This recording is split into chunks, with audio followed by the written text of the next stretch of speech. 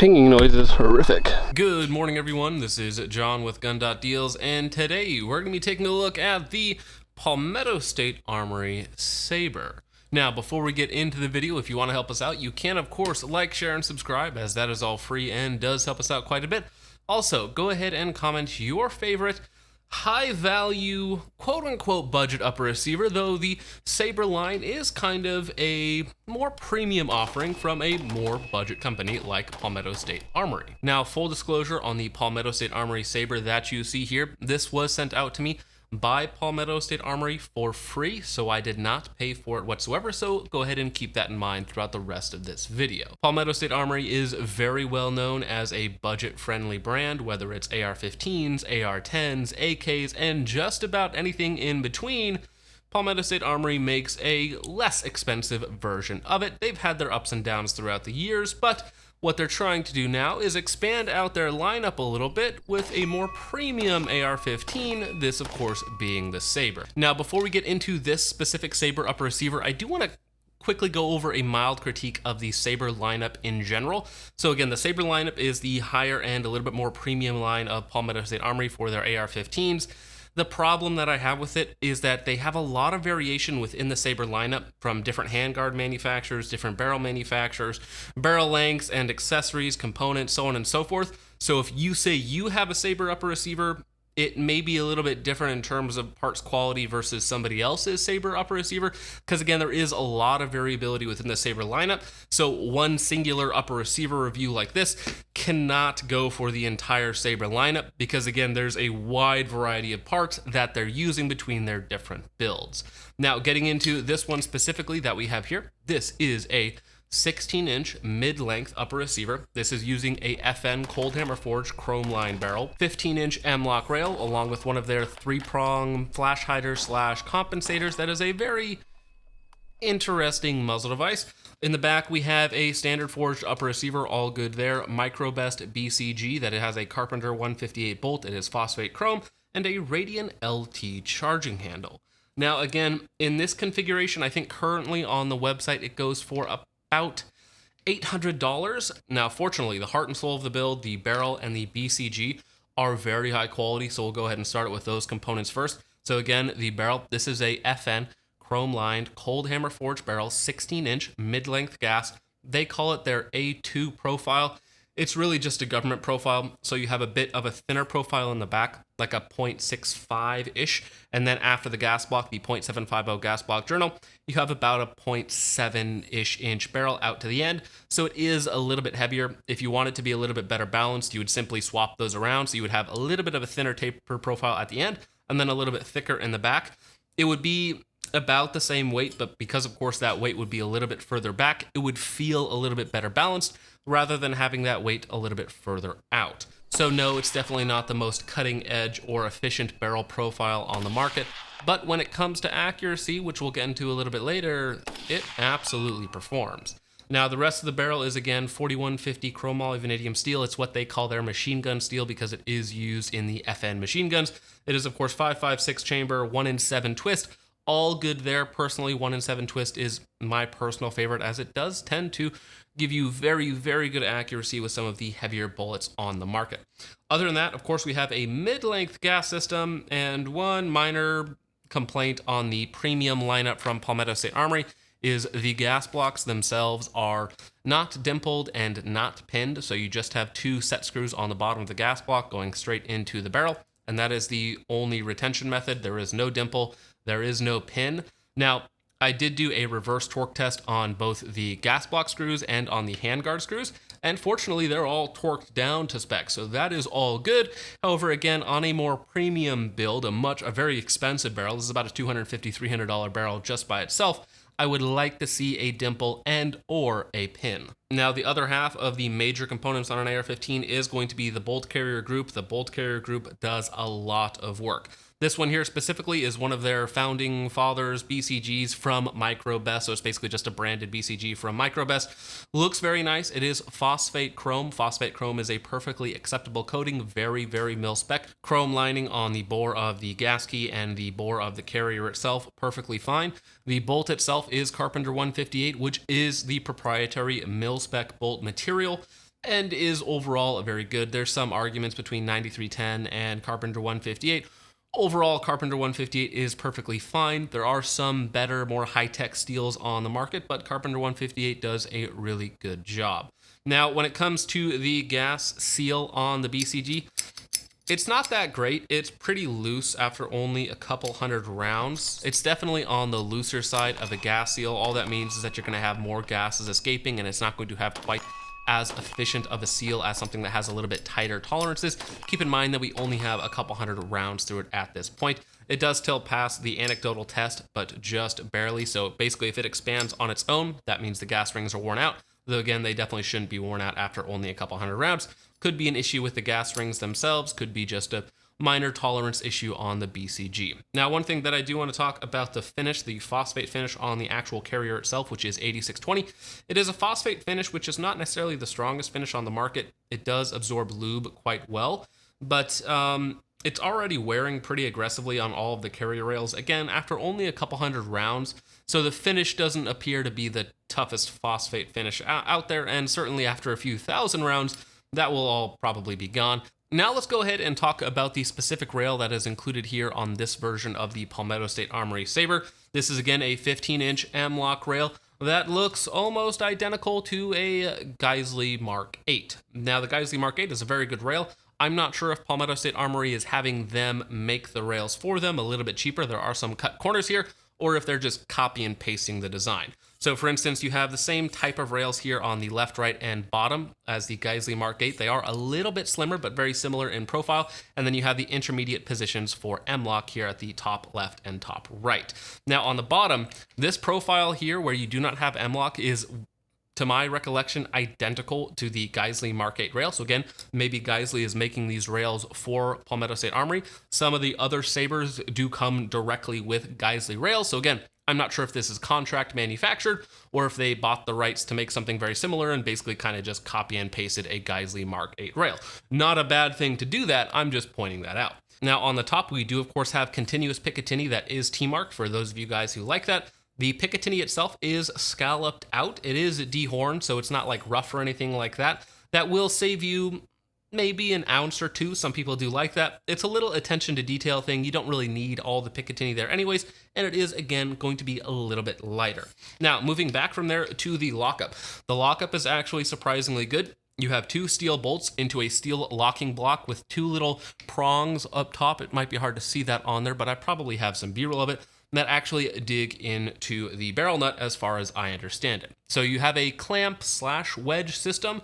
That should work very well. It's a pretty solid lockup. On top of that, you have what I consider to be rotation limiting tabs on the top and kind of on the bottom. The handguard itself somewhat fits over the entire upper receiver, so you do have a little bit of overhang and you have a lot of material there, so it's not like really tiny anti-rotation or rotation limiting tabs that basically won't do anything. They'll just bend as soon as it has any sort of impact. There is quite a bit of material back here. Now, on top of that, you also have QDs on the left and the right. They are steel inserts into the aluminum rail, so they are going to be a lot more durable than just a aluminum cutout on the rail.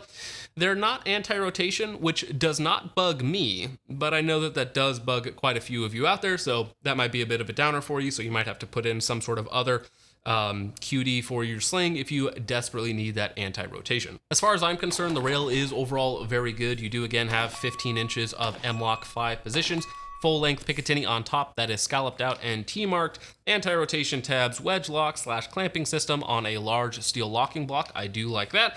QDs on both sides. They are not anti-rotation, which might be a downer to some of you, but for the most part, I think most people will be just fine with that. Now, talking about the upper receiver, it is a standard 70-75 mil-spec upper receiver, no forge mark that I can see. No issues with that whatsoever. Standard forward assist, standard dust cover. The charging handle, this is the Radian Raptor LT. The LT version is the lightweight version, which means that the wings are actually polymer. So you have your standard 70-75 base charging handle, and then the ambidextrous wings are polymer, which is going to save you a tiny, tiny bit of weight and be a lot cheaper. So these are usually about $20 cheaper than the standard Radian charging handles, and I haven't broken one, and I've never really needed to mortar one either, so I'm not sure if I love or hate the polymer on it. In general, I would prefer to have 70-75 aluminum charging handles.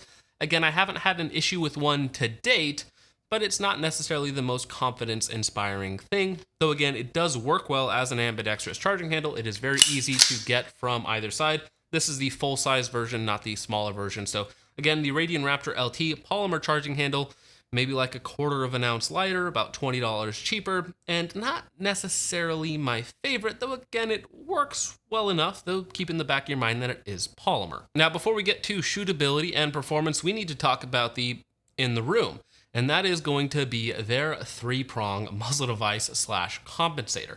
This is without a doubt the worst, most annoying muzzle device that I have ever used to date.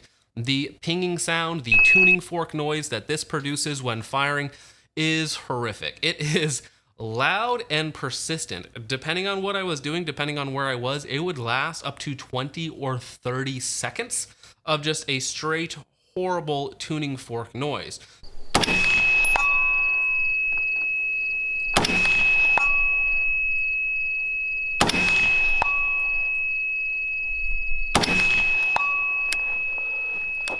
Depending on what ears you're using, if you're using like cheap electronic ear pro with some feedback issues, that would be absolutely horrific. It is still incredibly obnoxious, easily the worst I have used to date.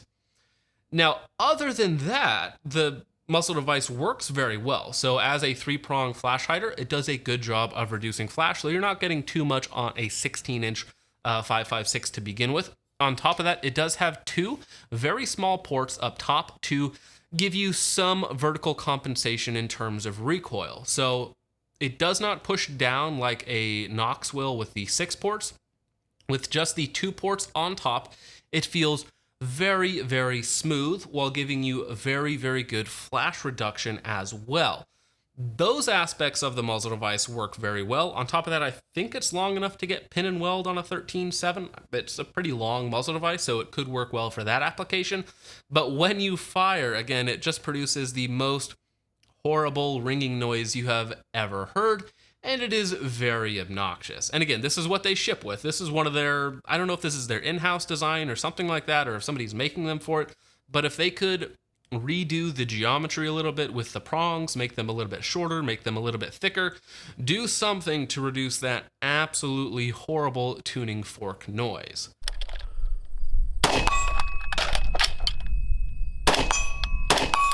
Now, getting into shootability and how it performed in that regard, this is again a 16-inch mid-length FN barrel. That's a little bit overgassed, and I do mean a little bit overgassed. Now, keep in mind that in the back end, we also do not have that efficient of a gas seal, so we are definitely losing a little bit there. And it was still ejecting full power M855 L2A1 at about 2 o'clock with carbine springs, carbine buffers. With the full A2 rifle system in the back, it would do that at about 3 o'clock, which is perfectly fine for an A2 system.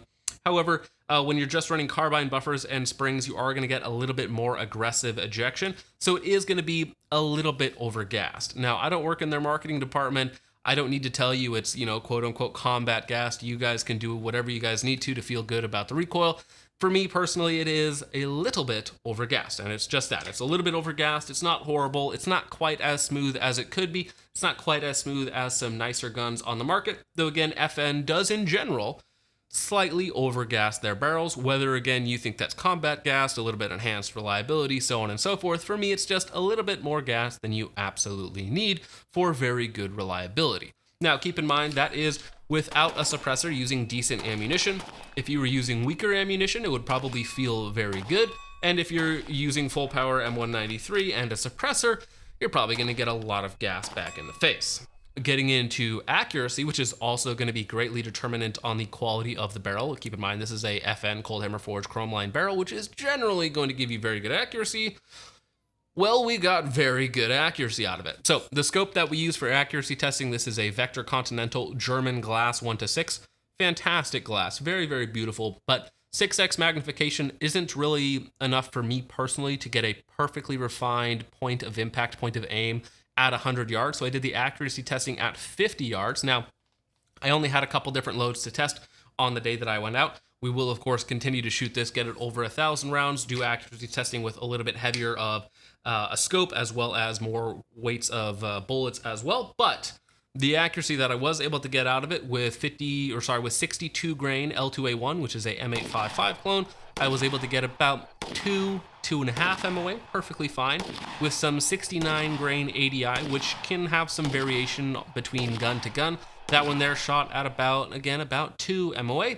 And then again, keep in mind, at 50 yards, it shot 69 grain Federal Premium into one hole, or just under 1 MOA, which for me is perfectly acceptable. Anytime I can get a gas gun at or under 1 MOA, I am going to be a very happy camper. Keep in mind that I did not throw any heavier loads through it. I know Palmetto State Armory has had some very good luck with their AAC 77 grain load, their Mark 262 clone for all intents and purposes. So I will probably try and get some of that to test through it as well. But as it stands right now, this is absolutely capable of 1 MOA with the right shooter and the right load. So for Palmetto State Armory's first foray into the more premium end for AR-15s, I think that they actually did a very good job in giving you a high value upper receiver that costs a little bit more money. The barrel itself is a very high quality barrel, cold hammer forged chrome line. Again, FN has a extremely long history of making fantastic barrels.